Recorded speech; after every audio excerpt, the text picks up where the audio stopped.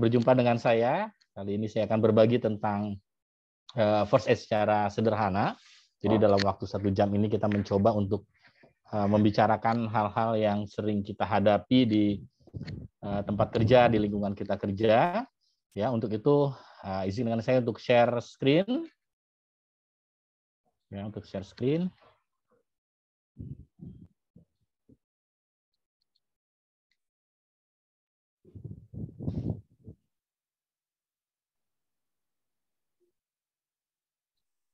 Iya, ini yang nanti kita coba bahas, ya.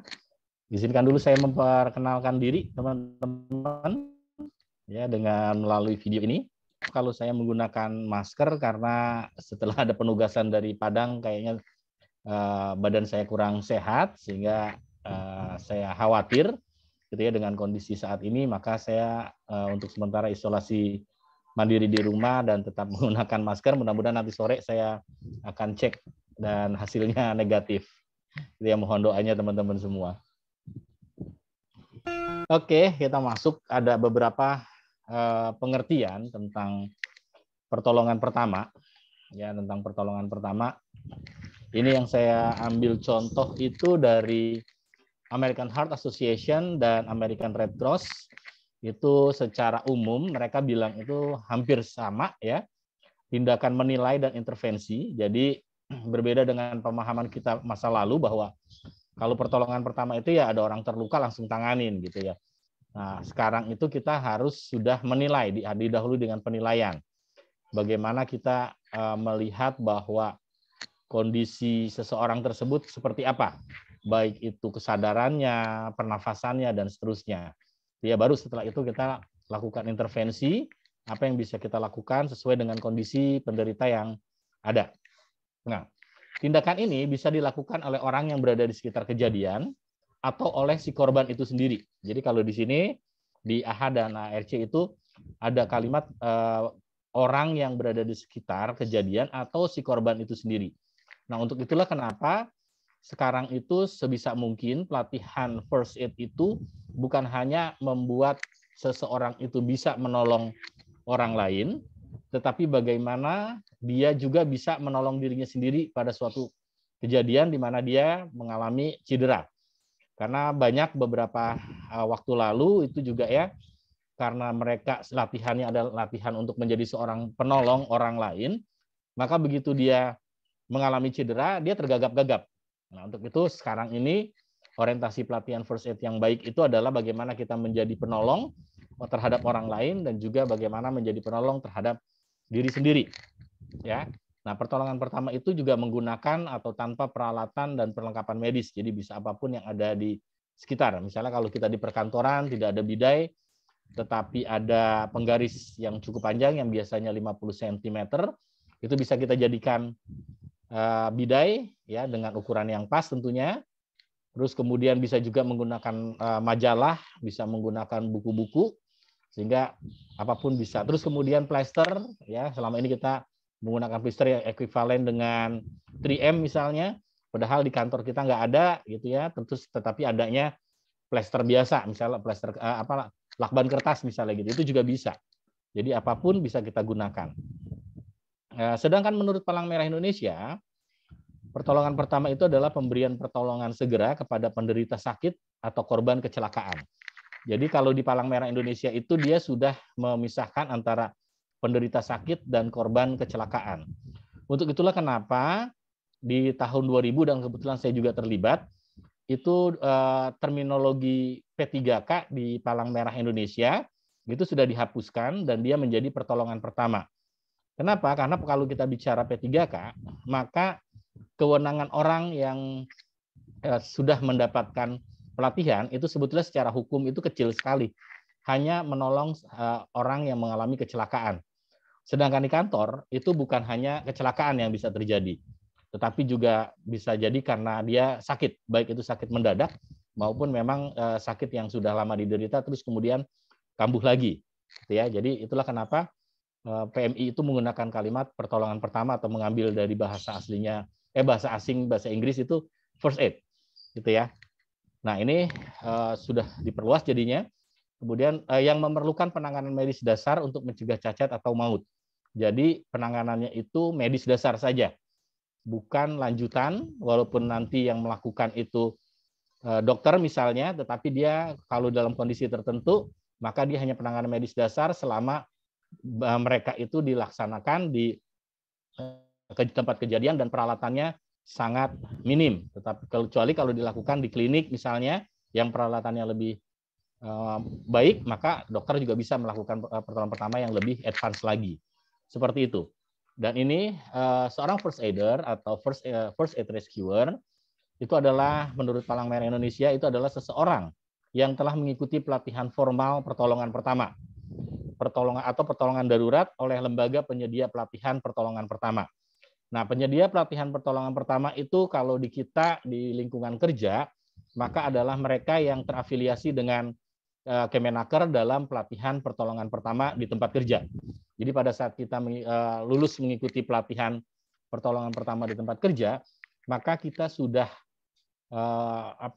sudah menjadi seorang penolong pertama yang tersertifikasi, dan secara hukum itu melaksanakan tindakannya dilindungi, gitu ya. Dan ini yang perlu kita tahu nanti pada saat kita melakukan pertolongan, itu adalah menjaga keselamatan diri, ya sudah pasti itu ya, kita harus selamat, jangan sampai kita menolong orang tapi kita sendiri tidak selamat karena kita tidak hati-hati dalam pelaksanaannya. Untuk itu kita harus melihat bagaimana kondisi yang ada di tempat kejadian, apakah ada ancaman listrik, ancaman kebakaran, ancaman ledakan, dan sebagainya. Kemudian kalau kita bekerja secara tim, maka kita juga harus menjaga keselamatan anggota tim. Apalagi kalau kita menjadi komandan timnya, maka kita harus memastikan bahwa tim yang sedang melaksanakan pertolongan pertama itu dalam kondisi lingkungan yang aman untuk melakukan pertolongan. Kemudian terkait dengan penderita, itu juga harus kita jaga keselamatannya, jangan sampai menderita ancaman lebih lanjut atau mendapatkan hazard lebih lanjut. Kemudian orang di sekitarnya itu juga harus kita lindungi, misalnya kita minta untuk menjauh dari tempat kejadian sehingga mereka bisa aman, gitu ya. Kemudian yang kedua itu adalah dapat menjangkau penderita. Jadi kalau seandainya kita mendapatkan informasi adanya seseorang yang membutuhkan pertolongan, maka kita berupaya untuk dapat menjangkau si penderita tersebut supaya bisa kita berikan pertolongan pertama. Misalnya dia ada di ruangan sempit, maka itu kita juga harus berupaya untuk bisa menjangkau dan memberikan pertolongan pertama, yang tentunya tetap kita memperhatikan poin pertama, yaitu menjaga keselamatan diri. Terus kemudian yang ketiga, itu dapat mengenali dan mengatasi masalah yang mengancam nyawa. Nah, ini di pelatihan pertolongan pertama kan kita sudah belajar ya, bagaimana kita bisa tahu gangguan-gangguan apa saja yang dapat mengancam nyawa, yaitu yang terkait dengan pernafasan, terkait dengan sirkulasi darah, dan juga perdarahan yang masif, itu kan yang mengancam nyawa. Ya, terus kemudian seorang penolong pertama itu ada batasan dan juga baik dari skill maupun juga peralatannya. Maka seorang penolong pertama itu wajib meminta bantuan atau rujukan kepada mereka yang lebih ahli atau paling tidak yang sama dengan kita untuk nantinya siap-siap membackup kita karena kita memiliki keterbatasan. Jadi jangan merasa bahwa kita sudah dapat pelatihan first aid maka kita bisa menolong dalam kondisi apapun. Enggak juga, tergantung dari berapa jam kita berlatih dan materi-materi apa yang pernah kita dapatkan.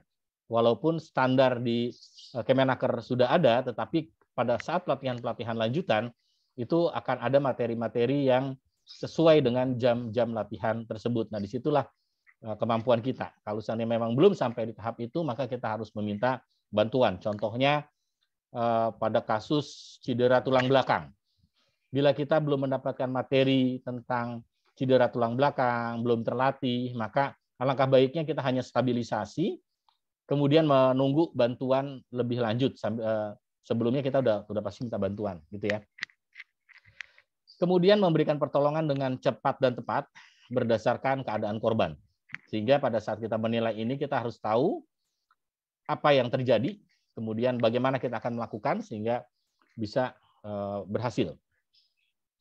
Kemudian membantu pelaku pertolongan pertama lainnya. Jadi kalau seandainya sudah ada yang menangani, maka kita bisa mendekat dan memperkenalkan diri bahwa kita juga bisa melakukan pertolongan pertama dan siap membantu bila diperlukan, gitu ya, sehingga kita bisa saling bantu. Kemudian juga ikut menjaga kerahasiaan medis penderita, ini terkait dengan KUHP, ya, kitab Undang-Undang Pidana itu ada di situ bahwa kalau seseorang yang bukan haknya membongkar rahasia medis, maka itu bisa dikenai hukuman. Apa sih kerahasiaan medis? Ya, kerahasiaan medis terkait dengan kondisi si penderita itu sendiri, dia sakit apa, dia mengalami apa, kemudian namanya, kemudian identitas pribadinya, itu yang disebarkan bukan pada tempatnya. Nah, terus bagaimana kalau kita menuliskan kartu luka atau form P3K? Nah, itu termasuk dalam kerahasiaan medis. Ya, kita boleh saja menuliskan di situ. Hanya saja itu kan nantinya digunakan oleh yang berwenang, kita sendiri, tim P3K, dan juga mungkin perusahaan, dan juga mungkin dari aparat. Nah, itu masih dalam batas kita menjaga kerahasiaan medis. Nah, kalau yang kita sampai nantinya menyebarkan, nah itu yang tidak boleh. Nanti bisa menjadi masalah. Contoh sederhana saat ini adalah banyak orang menolong di jalan, di kantor, atau dimanapun, kemudian dia posting di media sosialnya, kondisinya, fotonya, terus kemudian identitas pribadinya. Nah, itu juga hati-hati, itu termasuk kita sudah membocorkan kerahasiaan medis. Ya, terus kemudian melakukan komunikasi dengan petugas lain yang terlibat, misalnya kita minta tolong kepada tim emergency, ya, nah itu kita lakukan komunikasi, terus kemudian juga kita harus mempersiapkan penderita untuk ditransportasi. Nah, ini beberapa tugasnya. Yang pasti, teman-teman, yakinkan keselamatan, karena keselamatan penting buat kita. Kemudian yang kedua, meminta bantuan. Yang ketiga, memberikan pertolongan pertama sesuai dengan kondisi yang ada. Yang keempat, mengamankan penderita dan memberi rasa nyaman, serta memberikan dukungan kepada kerabat, keluarga, atau penderita. Apa yang dimaksud dengan memberikan dukungan? Nah, di sini kalau seandainya memang ada keluarganya di sekitar kita, ada kerabatnya di sekitar kita, maka kita menjelaskan bahwa sekarang sedang ditolong, kondisinya seperti apa, dan nanti tindakan selanjutnya, gitu ya. Terus kemudian juga menunggu ambulans dan tim medis profesional lainnya. Ini ada yang raise hand, apa di ini dulu, apa langsung terus sampai selesai nih, Pak Arif? Dilanjut dulu aja, Pak. Lanjut dulu ya. Oke. Nah, ini tujuan pertolongan pertama, yaitu menyelamatkan jiwa penderita, mencegah cacat, memberi rasa nyaman, dan menunjang penyembuhan.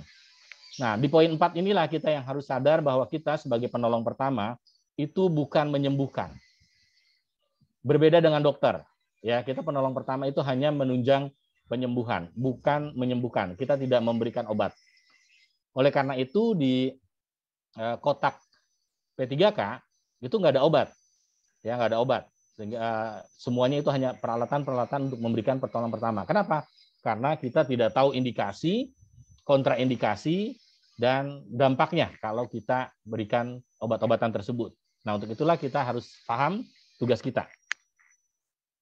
Nah, ini prinsip-prinsipnya dalam memberikan pertolongan pertama, utamakan keselamatan. Ini bertindak bila sudah aman, lakukan penilaian dini, penilaian fisik, serta penilaian berkelanjutan. Jadi penilaian, walaupun kita sudah lakukan P3K, pertolongan pertama, maka tetap penilaian-penilaian itu dilanjutkan.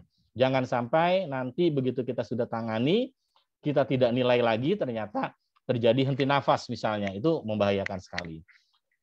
Kemudian dokumentasi tindakan yang telah diberikan ini boleh saja tim kita ada yang memfoto proses atau memvideokan. Yang penting ini tidak untuk disebarluaskan, tetapi hanya untuk kepentingan pelaporan, sehingga kita tidak terkena kasus rahasia dari medis tersebut, ya. Kemudian lengkapi dengan foto lokasi pertolongan sebelum bertindak, ya. Misalnya terkait dengan pengamanan TKP dan juga kalau berbeda jenis kelamin, itu juga ini penting sekali foto maupun video sehingga tidak akan ada tuntutan yang pelecehan misalnya begitu, karena kita sudah punya bukti bila pun harus berurusan dengan tuduhan tersebut di kepolisian, maka kita punya dokumen-dokumen tersebut dan ini bisa membantu kita nanti di saat dimintai keterangan. Nah, ini teman-teman, untuk kita bisa bertindak dengan cepat, taktis dalam melakukan tindakan, ada beberapa kondisi yang harus kita siapkan.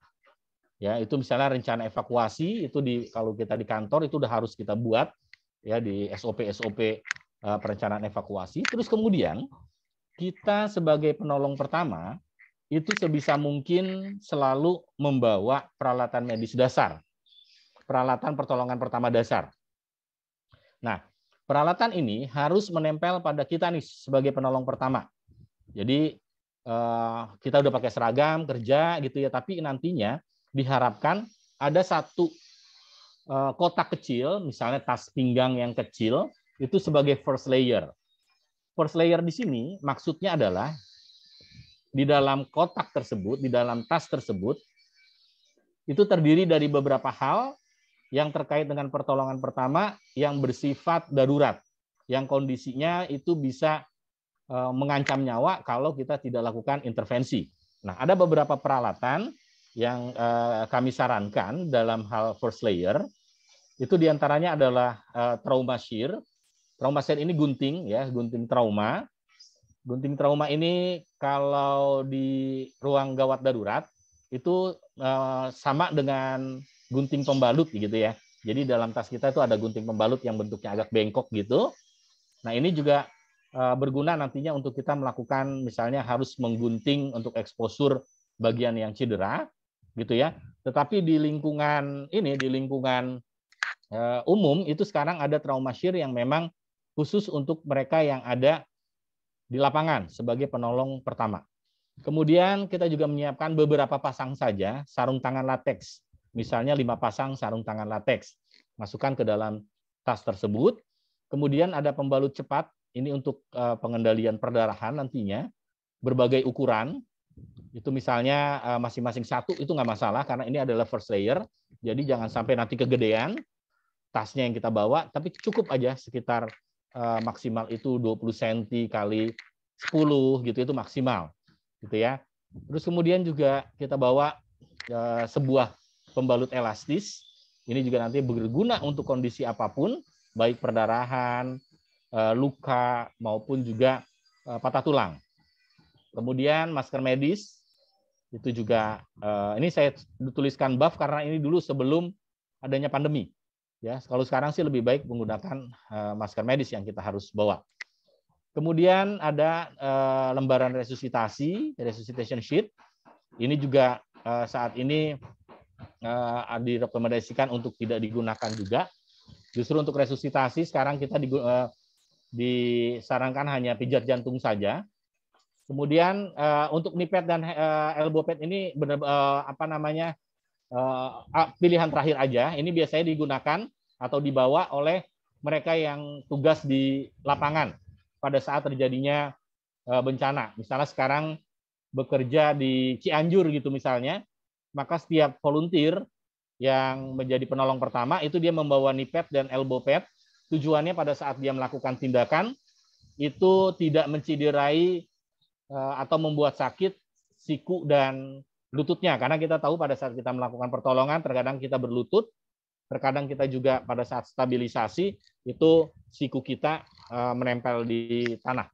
Seperti itu. Nah, ini adalah beberapa first layer sederhana yang bisa kita terapkan sehingga bisa kita masukkan di dalam tas kecil.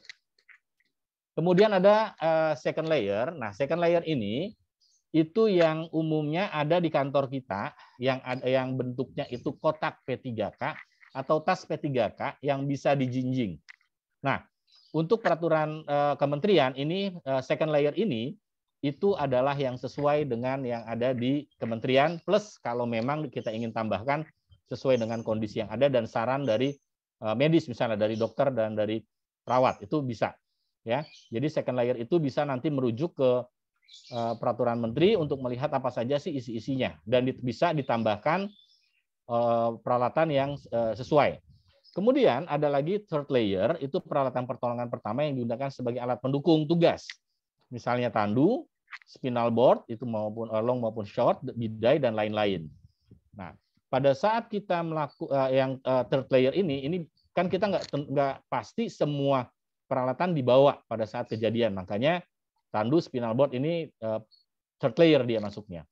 Kemudian di prinsip-prinsip dasar pemberian pertolongan luka itu juga kita harus mengingat bahwa perdarahan itu adalah hal utama yang harus dilakukan. Bila terjadi perdarahan masif, maka pengendalian perdarahan ini harus dilakukan dengan cepat. Ini kalau kita bicara bekerja secara tim, maaf, bekerjalah sebagai tim yang solid dan terorganisir. Ya, ada tugas-tugasnya di antara kita dalam penugasan, dan semua anggota tim harus memiliki kualifikasi atau kompetensi di bidang pertolongan pertama. Kemudian fungsi-fungsi ini ada fungsi ketua, penghubung, logistik, administrasi, dan seterusnya, itu nanti bisa bergantian. Karena tugas utamanya itu adalah pertolongan pertama. Nah, teman-teman, ini ada panduan tindakan pertolongan pertama yang yang paling umum teman-teman ketahui. Itu ada yang bilang tekniknya DRABC, ada yang bilang KRABC. Ya, itu tindakannya adalah urutan apa yang harus kita lakukan bila kita menangani suatu keadaan, menjumpai adanya penderita misalnya. Yang pertama itu kalau yang pakai DRABC, maka dia bilangnya danger. Tapi kalau yang pakai KRABC, maka kita bicaranya itu adalah keselamatan. Jadi sebelum kita bertindak, maka kita harus memastikan keselamatan. Apakah kita selamat melakukan tindakan tersebut atau tidak. Dari bahaya listrik misalnya, dari bahaya kebakaran, dari bahaya ledakan, bahaya serangan hewan liar atau hewan buas gitu ya. Itu masuknya di situ. Kemudian kita juga ada tindakan selanjutnya, itu memeriksa respon. Itu memeriksa respons si penderita atau kesadaran penderita. Itu bisa kita lakukan dengan menepuk bahu sambil sedikit menggoyangkan, ya. Nah, kalau seandainya memang pada pemeriksaan respon ini tidak ada reaksi, atau boleh dibilang mungkin tidak sadarkan diri, maka sebaiknya teman-teman call for help, memanggil atau meminta bantuan. Setelah itu, kita cek kalau dia memang tidak ada respon, maka kita cek jalan nafasnya. Kita periksa jalan nafasnya atau kita buka jalan nafasnya dengan cara menekan dahi, angkat dagu, atau juga jauh thrust, tergantung dari kondisinya. Gitu ya. Terus kemudian breathing-nya kita cek, pernafasannya, apakah penderita bernafas atau tidak. Untuk memeriksa pernafasan ini bisa melihat dada atau perut si penderita, itu apakah turun naik. Tetapi pengalaman saya di lapangan, bagian yang paling mudah untuk dilihat pernafasannya, turun naiknya itu adalah bagian perut. Ya, itu berdasarkan pengalaman saya, sehingga saya kalau seandainya memeriksa itu selalu perut yang pertama kali saya lihat, karena biasanya yang turun naik itu bagian perut itu kan ada beberapa kondisi yang menyebabkan, sehingga perut lebih mudah terlihat turun naik. Di antaranya memang kalau kita lihat dada, itu bagiannya kan bagian yang keras gitu ya, bagian yang solid, sehingga dibandingkan perut lebih solid dada kan, sehingga sulit untuk kita melihat. Kemudian circulation itu adalah memeriksa denyut nadi leher pada orang dewasa atau denyut nadi di lengan, ya, di lengan atas itu pada bayi dan balita. Nah, ini adalah panduan tindakan yang bisa kita lakukan pada saat kita menemukan penderita. Ini yang umum sekali, KRABC. Nah, untuk pasien atau penderita dengan kasus trauma, terus kemudian juga kasus-kasus di mana musibahnya korbannya juga banyak, itu teman-teman bisa juga menggunakan teknik yang namanya SMART. Nah, teknik SMART ini umumnya digunakan awalnya digunakan oleh pihak militer Amerika Serikat dalam hal dia menangani anggotanya yang terluka di medan tempur. Nah, tetapi pada saat kita melihat kondisinya, ini bisa kita terapkan pada musibah massal dan kasus-kasus trauma lainnya. Yang pertama itu sama seperti KRABC, itu adalah safety-nya kita lihat, pastikan keselamatan itu bagaimana. Kemudian yang pertama kali berikutnya dilihat itu bukannya respon kalau di SMART, tetapi apakah ada massive bleeding, ya, apakah ada massive bleeding, gitu ya. Kalau ada massive bleeding, maka ini segera lakukan pengendalian perdarahan. Setelah itu baru dicek pernafasannya, ya, jadi dibuka jalan nafasnya, kemudian diperiksa pernafasannya, ada nafas atau tidak, kemudian circulation, ya, periksa denyut nadi lehernya, dan kemudian setelah itu memeriksa apakah ada cedera kepala. Jadi pada dasarnya sih airway respiration circulation atau airway breathing circulation itu adalah hal yang sama mau di SMART maupun di KRABC, tetapi ada pandangan-pandangan yang membedakan di sini. Kalau di trauma itu melihat apakah ada perdarahan masif, karena khawatir kalau perdarahan masif kan hanya hitungan beberapa waktu saja bisa menyebabkan penderita shock dan bisa maut. Itu ya, termasuk juga pentingnya memeriksa apakah ada cedera kepala. Nah, sekarang kita masuk ke perdarahan.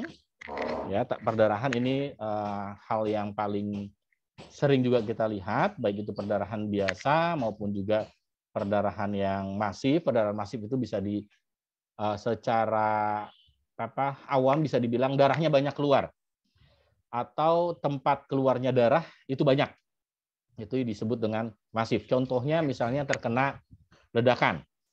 Terkena ledakan ini bisa menyebabkan perdarahan itu masif, banyak mengeluarkan darah atau banyak tempat yang menyebabkan keluarnya darah. Nah, kita tahu bahwa darah itu kalau sampai 20% itu hilang volumenya, maka itu bisa menyebabkan shock yang merupakan sebuah kondisi yang mengancam nyawa. Dan kita tahu kalau sudah masuk fase shock itu biasanya sudah masuk fase lingkaran setan tuh, ya. Maksudnya adalah bahwa sulit untuk ditangani di ranah pertolongan pertama. Oleh karena itu ini harus segera dilakukan tindakan. Dan pada tindakan tactical first aid atau pertolongan pertama yang bersifat taktis, maka pengendalian perdarahan ini harus bisa dilakukan dalam waktu 20 detik. Ya, karena perdarahannya masif nih. Ya, itu dalam waktu 20 detik. Jadi kita harus berlatih, kuncinya di situ, berlatih. Berlatih sehingga kita bisa melakukan dalam waktu 20 detik itu bisa melakukan pengendalian perdarahan. Toh di sini termnya itu adalah pengendalian perdarahan, bukan menghentikan perdarahan.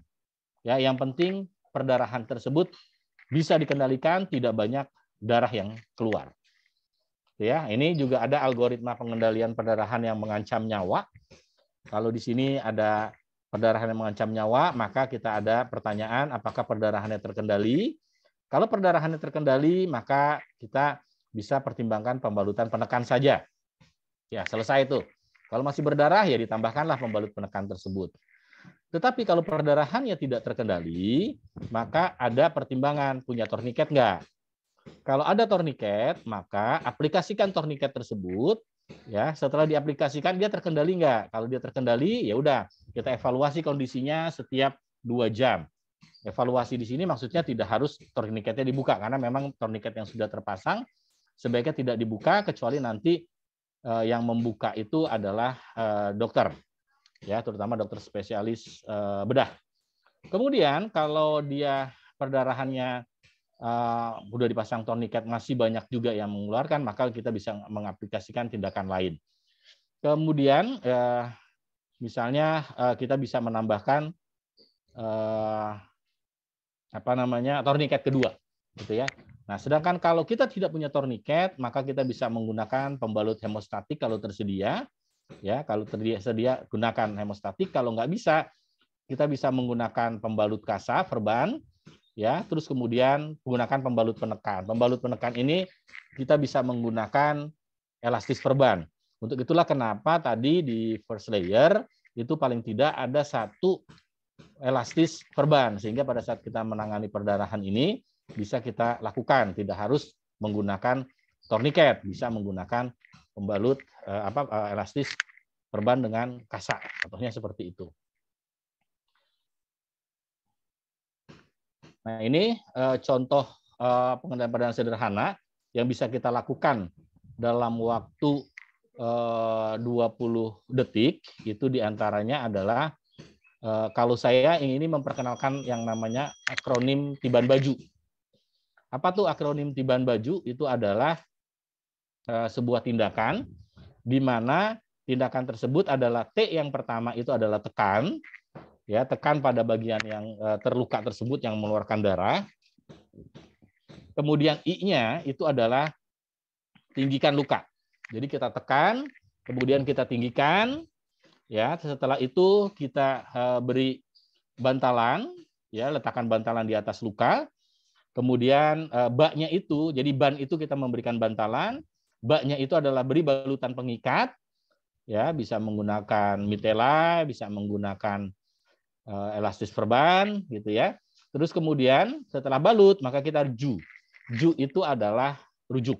Nah, ini adalah beberapa tindakan sederhana yang bisa kita lakukan dalam waktu 20 detik.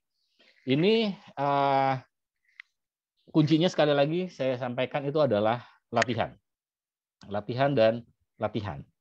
Nah, kita bisa lihat di sini ada contoh video, ya, contoh video yang terkait dengan perdarahan.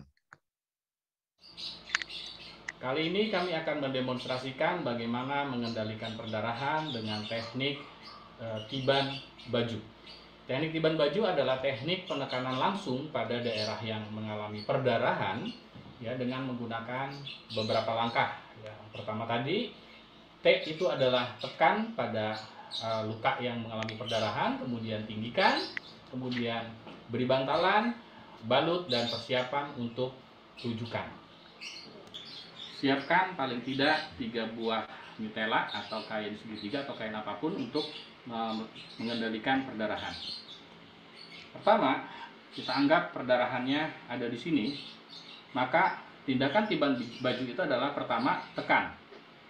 Ya, tekan pada luka yang mengalami perdarahan. Terserah menggunakan tangan kanan atau menggunakan tangan kiri. Yang pasti untuk menekan di sini itu menggunakan jari-jari, jangan menggunakan bagian bawah, karena tenaga lebih kuat bagian di sini, ya, bagian jari-jari. Ya, kita tekan di sini, ini tekan, ya, tekan. Kemudian kita tinggikan. Tinggikan itu adalah bagian luka itu harus lebih tinggi dari jantung. Ya, untuk pembelajaran kita kali ini, ya, jadi jangan terlalu ekstrim juga. Yang penting dia sudah ada di levelnya di atas jantung. Kita angkat seperti ini. Kemudian kita ambil satu kain, ya, satu kain itu bisa kita gunakan sebagai pemberi bantalan. Cara naruhnya, kita taruh di atas jari kita, kemudian kita tarik dan kita segera taruh lagi seperti ini. Kemudian ambil lagi satu mitela lagi, kita taruh di atasnya, kita lepas seperti ini. Kemudian ini kita ikat ke atas, ya. Yang bagian bawah ini juga kita ikat dengan sedikit menariknya sehingga dia keras, ya. Kita ikat di sini. Kemudian kita gulung lagi ke belakang hingga dia benar-benar menutup, ya. Ini juga seperti ini, ya. Ikat seperti ini. Kemudian taruh di atas, ini juga seperti ini, ya. Kemudian bagian yang ujungnya itu kita ikat, masuk satu kali, masukkan lagi satu kali supaya dia lebih kuat. Kemudian ini kita tarik, ya, kita tarik. Setelah kencang, kita lihat perdarahannya sudah terhenti, maka ini bisa kita ikat seperti ini, ya.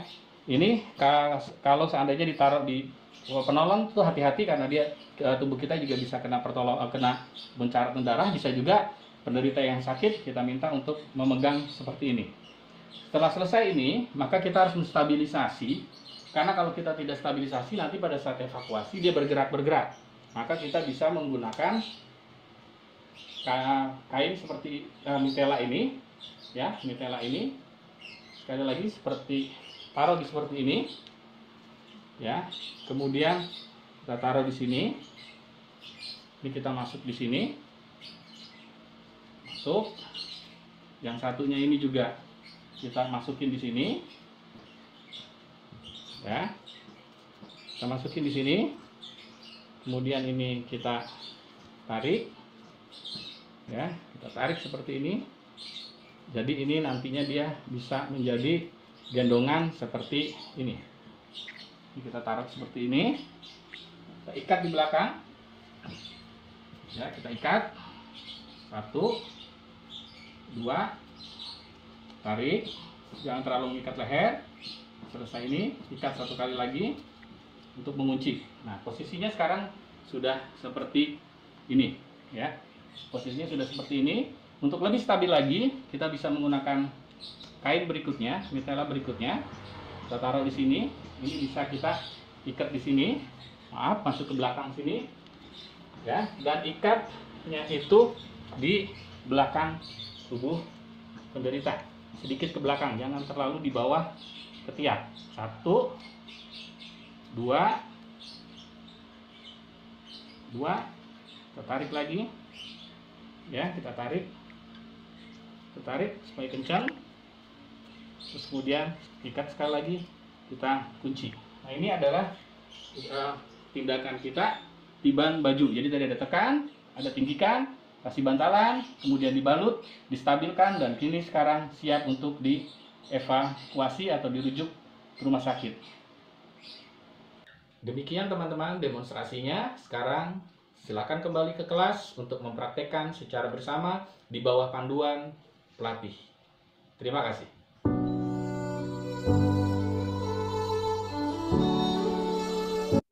Iya, itu teman-teman terkait dengan perdarahan. Ya, kalau kita sudah sering berlatih, maka itu kita bisa lakukan pada saat kita melakukan pengendalian perdarahannya. Itu bisa kita lakukan 20 detik. Terus kemudian kita buat stabilisasi gendongan. Ya, jadi yang 20 detik itu adalah kegiatan kita saat pengendalian perdarahannya, ya. Ya, karena itu adalah titik krusial pertolongan pertama kita, ya, pada saat kita mengendalikan perdarahan. Oke, sekarang luka itu bisa disebabkan berbagai hal, misalnya teriris, tertusuk, terbakar, terpukul, dan lain-lain. Luka merupakan kondisi di mana jaringan kulit itu bisa rusak atau terputus. Jaringan kulit ini memiliki risiko nanti keluarnya darah, ya. Jadi luka itu belum tentu perdarahan, tetapi bisa jadi dia kan ngeluarin darah, gitu ya. Bisa jadi. Tapi kalau yang lukanya di dalam kan enggak. Nah, kenapa luka itu bisa perdarahan dan juga tidak? Kalau seandainya luka itu mengenai pembuluh darah besar, maka dia bisa menyebabkan perdarahan. Sedangkan kalau tidak, maka dia hanya mengeluarkan darah yang kecil dan kasusnya jadi hanya luka saja, gitu ya.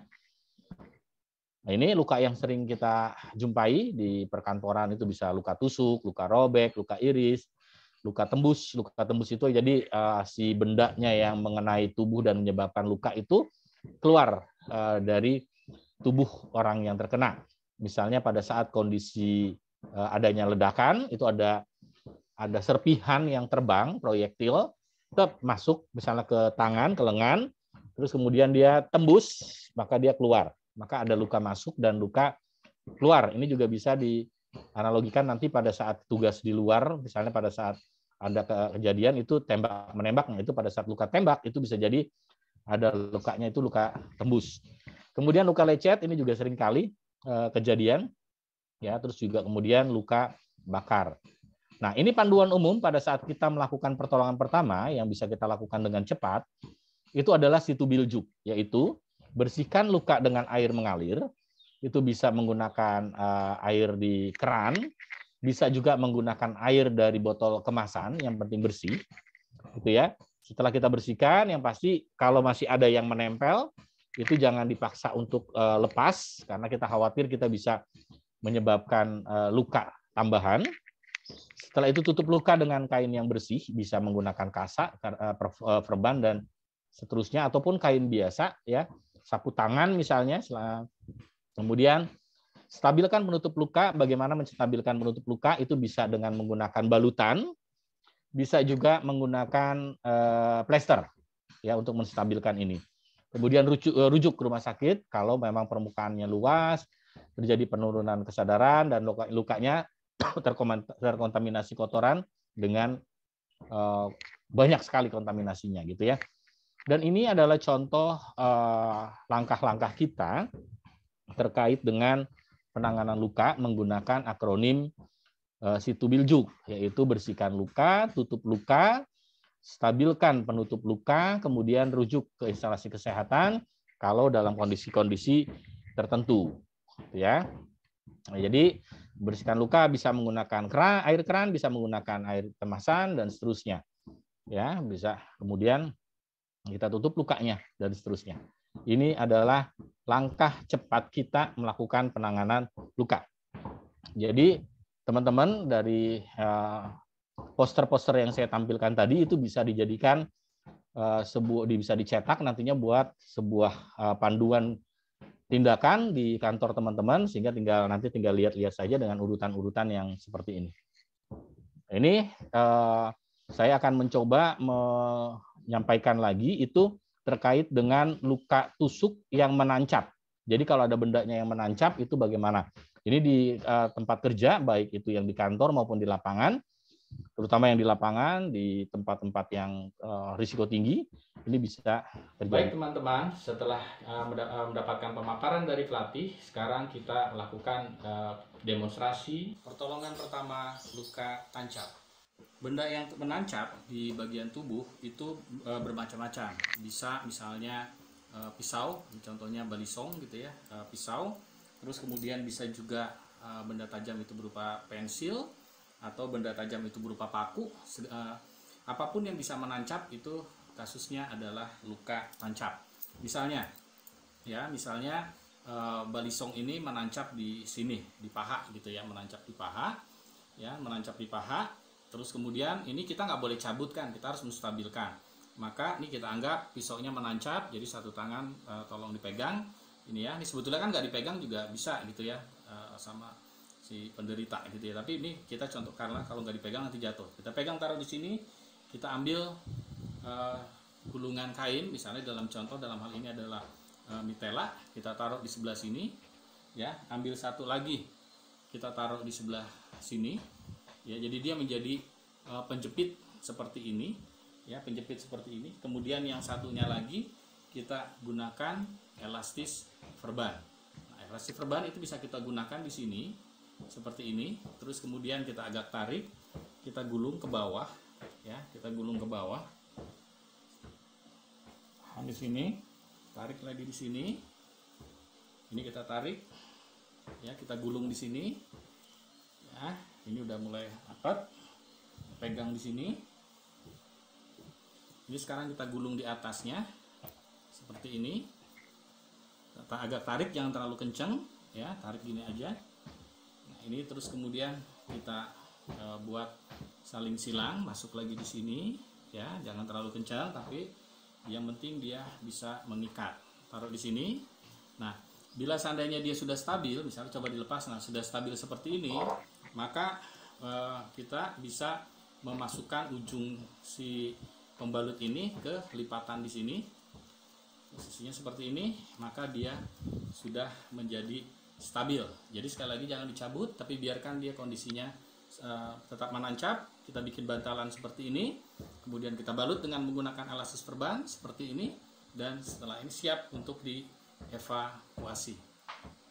Demikian teman-teman demonstrasinya. Sekarang silakan kembali ke kelas untuk mempraktekkan secara bersama di bawah panduan pelatih. Terima kasih. Nah, itu tadi terkait dengan luka tancap. Nah, kalau sekarang kita bicara tentang pembidaian atau imobilisasi, itu tujuannya agar anggota gerak itu tidak bergerak. Itu disebabkan misalnya oleh patah tulang, terkilir, lepas sendi, gitu ya. Itu maka kita lakukan imobilisasi. Itu tujuannya mematikan pergerakan sendi di atas dan bawah tulang yang patah. Kemudian kita menggunakan alat atau tanpa alat imobilisasi bisa. Jadi bisa menggunakan alat, bisa juga tidak menggunakan alat. Kemudian perdarahannya kalau ada itu kontrol dulu perdarahannya, maka baru lakukan pembidayaan. Kalau terdapat luka, maka tutup dulu luka tersebut dengan bantalan, kemudian baru lakukan imobilisasi. Jadi kesimpulannya prioritasnya itu adalah kalau ada perdarahan, lakukan pengendalian perdarahan, setelah itu baru tangani luka, baru imobilisasi. Jangan imobilisasi yang didahulukan, karena yang mengancam nyawa itu adalah perdarahan. Ini urutan-urutannya teman-teman. Ini kalau untuk yang di tungkai atas, yang bisa kita lakukan, kalau ada perdarahan atau ada luka, maka kita lakukan sesuai dengan panduan tadi. Kalau ada perdarahan dengan tiban baju, ada luka dengan situ biljuk, baru setelah itu kita gunakan teknik imobilisasi.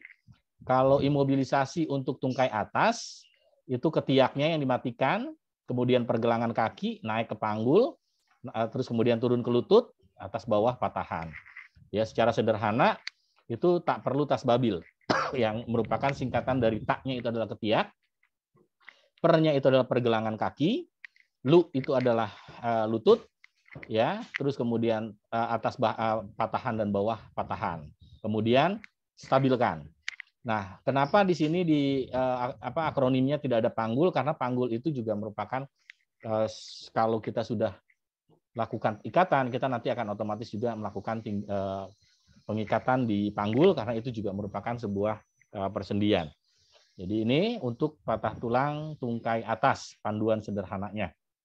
Ya, sedangkan ini tungkai bawah, ya, kita bisa menggunakan apapun yang ada di sekitar kita, yang penting alatnya tersebut melewati dua sendi yang patah, ya, melewati dua sendi yang patah. Kalau seandainya di tungkai bawah itu, maka yang perlu diingat rumusnya itu perlu tas babil, yaitu pergelangan kaki yang harus dihentikan pergerakannya, kemudian lutut, atas patahan, bawah patahan, dan stabilkan, yaitu dengan cara mengikatkan sisi anggota gerak lainnya. Jadi anggota yang tadi patah ini diikatkan dengan kaki yang tungkai yang tidak patah, jadi dijadikan satu, itu dan menjadi sebuah tindakan stabilisasi.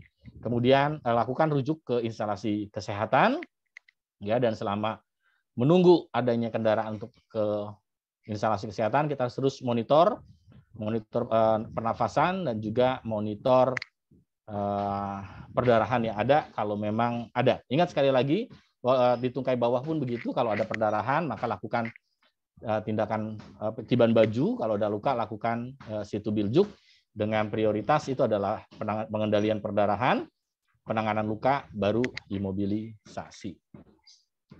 Ini resusitasi. Sekarang yang paling yang disarankan itu adalah resusitasi dengan teknik pijat jantung saja.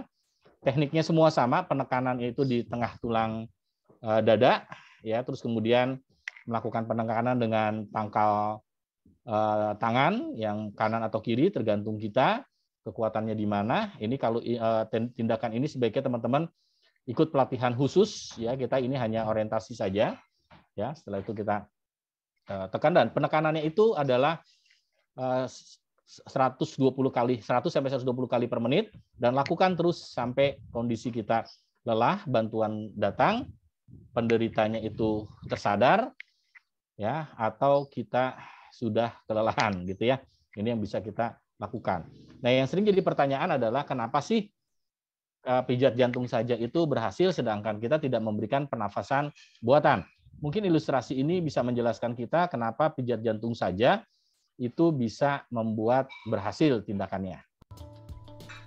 During CPR, blood is circulated forward by two mechanisms, the cardiac pump mechanism and the thoracic pump mechanism.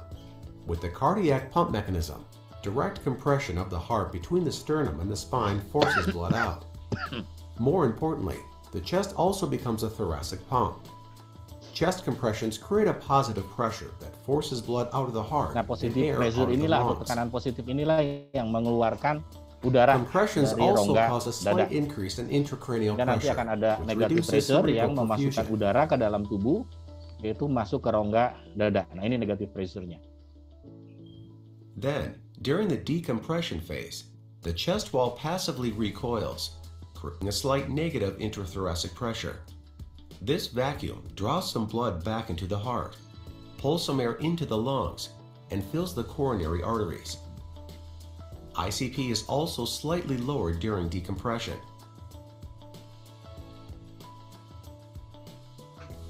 Nah itu ya kenapa bisa berhasil. Hanya saja teman-teman kalau ada dua penolong, maka penolong yang pertama itu melakukan pijatan, yang kedua itu bisa membuka jalan nafas sehingga dia bisa kalau kayak seperti menggunakan tekan dahi angkat dagu sehingga dia terbuka. Terus kemudian juga kalau menggunakan jaw thrust itu juga jaw thrust dilakukan sehingga mulut ternganga sehingga udara bisa masuk dengan bisa keluar dan masuk dengan baik. Tuh, nah ini hati-hati terhadap tekanan yang tidak dalam, tekanan yang terlalu lambat dan juga tekanan yang kita lihat di gambar. Compressing too slow fails to generate enough pressure within the circulatory system. Compressing too fast limits preload because the heart does not have enough time to fill with blood. Finally, if the chest wall does not recoil completely, it results in decreased blood flow back to the heart. Given that we only get about 25 to 40% of normal blood flow with conventional CPR, it's important to get it right. Minimize interruptions. Provide proper chest compressions at a rate of 100 to 120 per minute, a depth of at least 2 inches, and allow complete chest wall recoil. Provide proper ventilations at a rate less than 12 per minute, a duration of 1 second, and with no more tidal volume than is needed to produce visible chest rise. Itu ya teman-teman. Zoll's resuscitation. Nah ini sekarang kita bicara tersedak. Ya kalau untuk tersedak ini contoh yang paling sering dan fatal, padahal dengan tindakan yang sederhana ini orang bisa diselamatkan. Kebanyakan kesalahannya adalah pada saat ada orang tersedak, tindakan pertolongannya itu terlambat karena menunggu bantuan dari luar. Padahal seperti kita ketahui, pertolongan ini bisa dilakukan secara bersamaan sambil kita meminta bantuan. Dan tindakan itu yang paling sering digunakan adalah Heimlich manuver. Ya, di mana Heimlich manuver ini meningkatkan tekanan rongga perut secara mendadak sehingga meningkatkan juga tekanan rongga dada, sehingga karena tekanan rongga dada itu meningkat dan dia bisa mendorong saluran pernafasan dan bisa mengeluarkan sumbatan. Walaupun kenyataannya itu bisa jadi tidak seperti gambar ini yang pluk gitu ya, bisa jadi sumbatannya ini masih ada di sekitar mulut gitu. Nah, ini ya ini kondisinya. Ini merupakan tindakan yang bisa kita lakukan pada saat pertolongan tersedak. Ini ada kaitannya nanti dengan kita lakukan pelatihan CPR ya. Ada beberapa contoh tanda dari orang yang tersedak secara umum, yaitu matanya melotot, tangan melingkupi leher, ya dengan kondisi beberapa foto berikut ini. Kemudian kalau kita ingin menolong, periksa juga keamanan, hati-hati, kemudian minta izin dan bantuan lanjutan, ya. Setelah itu kita posisinya ada di belakang dengan posisi yang kokoh sehingga pada saat si pasien suatu saat tidak sadarkan diri dan terjatuh, maka posisi kita stabil, tidak ikutan terjatuh ke belakang atau ke depan. Setelah itu posisikan telapak tangan yang mengunci ya seperti ini, kemudian hentakan secara sudut ke atas. Kemudian kalau untuk wanita hamil itu di daerah dada sejajar ketiak penderita itu yang kita tekan. Bila penderita tidak sadarkan diri, maka langkah selanjutnya yang kita lakukan itu adalah CPR. Ya, CPR. Dan saat ini di masa pandemik itu yang disarankan adalah pijat jantung saja. Nah, ini contoh sederhana dari kita melakukan tindakan tersedak. Ini contoh video yang sempat viral, ada anak kecil yang bernyanyi dan dia tersedak. Kita bisa lihat contoh universalnya juga, tanda universalnya bisa terlihat di sini.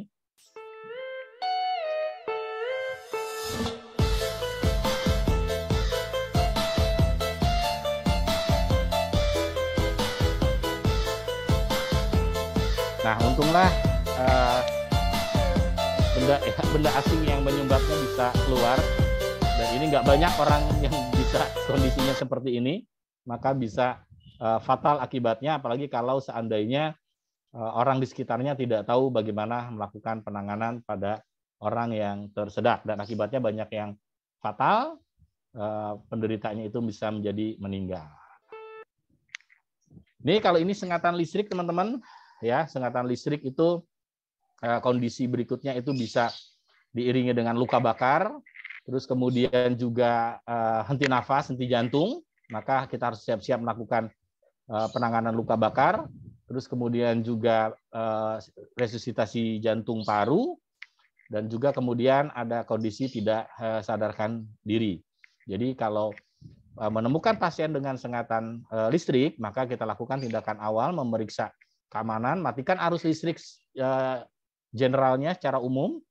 Jadi bukan sebisa mungkin bukan cuma satu titik.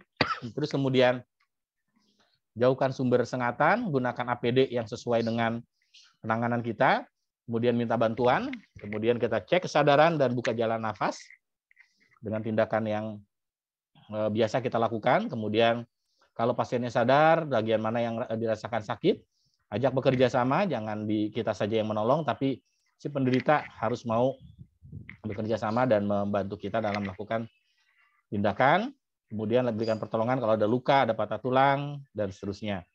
Kemudian untuk penanganan luka itu biasa sama seperti tadi, situ biljuk, kalau seandainya ada patah tulang atau terkilir, karena bisa jadi dia jatuh, ya menggunakan pada saat menggunakan tangga kerja misalnya, terus kemudian jatuh, nah itu bisa patah akibatnya, ya melakukan tindakan penanganan pada patah tulang. Setelah itu rujuk instalasi, cek jalan nafas selama perjalanan dan menunggu bantuan, kemudian cek berkala pernapasan dan denyut nadi. Ini terkait dengan listrik. Demikian teman-teman sesi berbagi kali ini. Ya, mungkin teman-teman bisa diskusi setelah ini dipandu oleh Mas Arief ya. Silakan lakukan kita lakukan tanya jawab. Oke, baik. Terima kasih Pak Ujang, luar biasa ya teman-teman semuanya sudah dipaparkan langsung ya oleh Pak Ujang. Dan ini sudah ada yang bertanya nih Pak Ujang, tapi sebelum kita masuk ke dalam sesi tanya jawab, saya mau menginformasikan untuk teman-teman terlebih dahulu ya Pak Ujang. Oke, nah teman-teman, kalau misalkan nanti teman-teman mengisi absensi, kalau yang sebelumnya kita menggunakan absensi menggunakan aplikasi ya. Kalau untuk saat ini kita gunakan lagi link absensi yang nanti akan diberikan setelah ini. Oke. Nah, sebelumnya saya mau memberi informasi untuk teman-teman semuanya bagaimana cara untuk mendownload e-sertifikat dan juga untuk absensi. Silakan bisa disimak seperti berikut ini. Tutorial download e-sertifikat webinar kolega konsultasi elemen K3. Ikuti langkah berikut ini. Anda bisa mendownload melalui aplikasi Mika Super App K3. Caranya, klik akun, kemudian klik pelatihan saya. Lalu, pilih e-sertifikat Anda, kemudian klik sertifikat. Lalu Anda juga bisa mendownload melalui website light.mediatama.co.id. Caranya, klik akun, kemudian klik masuk, lalu masukkan email dan kata sandi Anda. Kemudian klik sertifikat, lalu pilih sertifikat Anda. Tutorial absensi webinar kolega, konsultasi elemen K3. Klik link absensi yang diberikan di kolom chat Zoom. Kemudian isi seluruh kolom dengan lengkap. Lalu klik kirim. Oke, nah itu tadi informasi untuk teman-teman semuanya. Dan untuk selanjutnya teman-teman jangan lupa untuk bisa mensubscribe channel YouTube-nya Kak Cik Deni, karena untuk rekaman webinar kolega itu akan kita upload di channel YouTube-nya Kak Cik Deni, dan jangan lupa untuk klik loncengnya supaya nggak ketinggalan video-video terbaru dari Kak Cik Deni.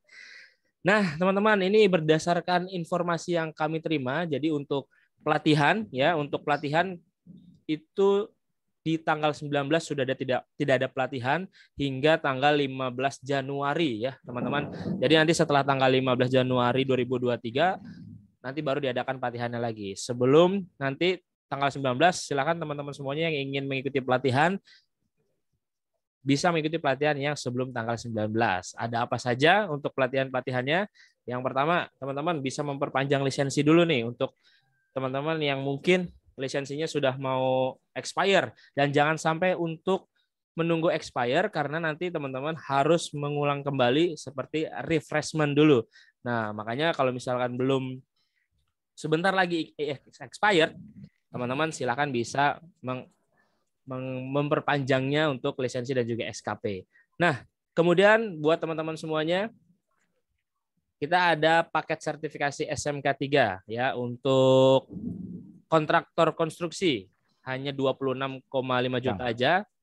Dan buat teman-teman semuanya kalau misalkan manufaktur ini bisa bayar dengan harga satu kali bayar 24,5 jutaan saja. Silakan teman-teman. Dan juga kalau misalkan ada yang perusahaan ingin mendapatkan 4 sertifikasi sekaligus, nah ini bisa nih, ada ISO 9001, 14001, 45001. Nah, silakan ambil sertifikasi yang ini. Ngambil sertifikasi SMK 3 PP nomor 50 tahun 2012, bisa mendapatkan langsung sertifikasi yang lainnya hanya di 33 jutaan saja, teman-teman ya. Nah, ini ada lagi nih untuk teman-teman yang ingin mengikuti pelatihan ahli K3 umum. Ini adalah pelatihan terakhir ya, teman-teman, di tahun 2022 di tanggal 3 Desember sampai tanggal 17 Desember. Dan menariknya lagi, kita berikan voucher sebesar 2 juta rupiah untuk teman-teman semuanya, bonus akhir tahun, batas pembayarannya masih ada sampai tanggal 2 Desember 2022. Silakan dimanfaatkan teman-teman di kelas terakhir di Mediatama. Dan juga buat teman-teman semuanya, kalau tadi itu untuk yang pendidikannya minimal D3, nah kalau untuk yang ahli muda K3 BNSP ini pendidikannya minimal SMA. Jadi buat teman-teman semuanya yang ingin ikutan ahli K3 muda dari BNSP itu juga bisa. Kita akan selenggarakan di tanggal 1 sampai tanggal 6. Dan menariknya lagi, untuk ahli K3 muda BNSP teman-teman bisa melakukan cicilan 0%. Nah, caranya gampang.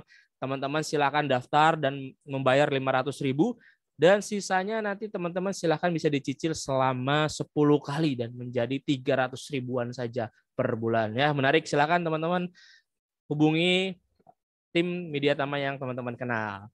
Dan kalau misalkan teman-teman ingin lanjut lagi setelah mengikuti pelatihan ahli K3 umum, nah, teman-teman bisa langsung lanjut ke auditor SMK 3. Sayangnya untuk tahun ini sudah tidak ada lagi ya, teman-teman. Kita akan running lagi di tanggal 23 sampai 28 Januari 2023.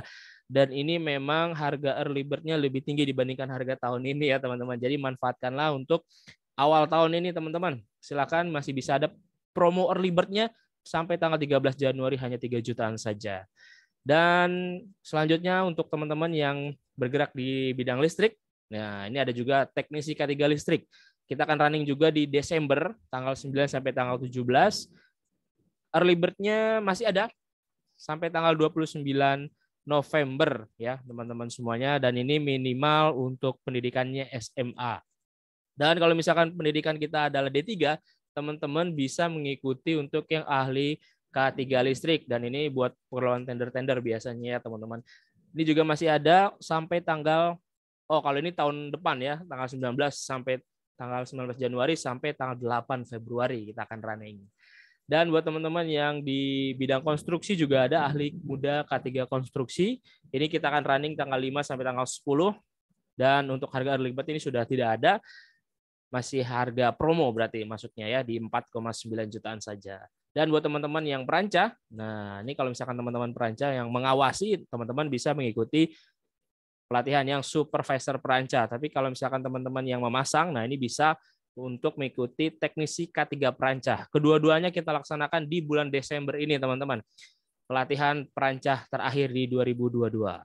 Dan buat teman-teman yang masuk ke dalam tim tanggap darurat ya, di sini ada juga K3 kebakaran kelas D. Kita akan running di tanggal 5 sampai tanggal 8 Desember. Dan harga early bird itu juga tidak ada, sudah lewat kemarin ya, dan ini masuk harga promo di 5 jutaan saja. Dan buat teman-teman semua yang masuk ke dalam P3K, nah ini seperti yang Pak Ujang tadi sampaikan, ini kita juga akan running di tanggal 1 sampai tanggal 5 Desember. Dan harga promonya di 5 jutaan saja teman-teman. Buat teman-teman yang mungkin juga bekerja ya di ketinggian, teman-teman bisa mengikuti pelatihan TKBT tingkat 2 akan dilaksanakan di Desember ini. Ya, masih ada harga early bird-nya di 3,5 juta dan juga TKPK tingkat 1 nih teman-teman. Akan dilaksanakan juga tanggal 12 sampai tanggal 17 Desember. Masih ada juga promo di 4,5 jutaan saja.